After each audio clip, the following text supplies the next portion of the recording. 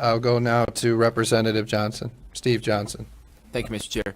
So you talked about getting a number of revised poll books. Is that? Could you explain what that is? Because I'm not an elections guy. Sure. Explain that to me. Thank you.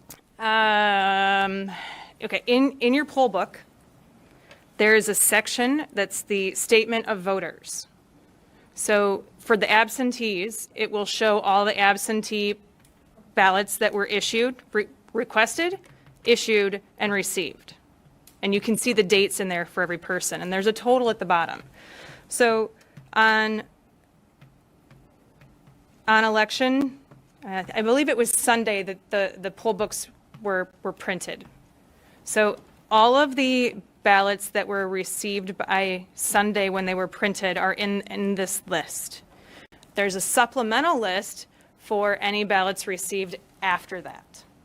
Okay, because you've got ballots coming in on election day while they're being processed. You add those two together once the polls are closed and you've got your total number of ballots received on election day, you add those two numbers together and that should be the total of ballots that you have sitting here.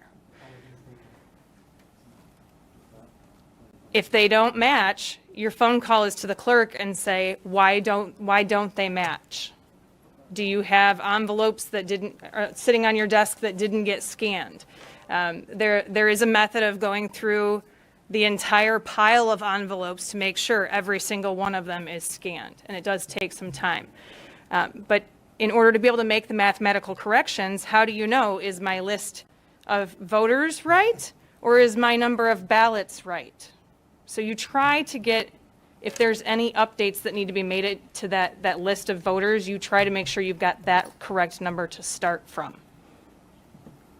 Does that help? That does help. Now, is it possible for someone to, let's say we're doing an investigation audit, can we see the original poll book as well as the revised version, or is only the revised version out there? My understanding is that staff retains the original list and the revised list. Okay, thank you. Yes.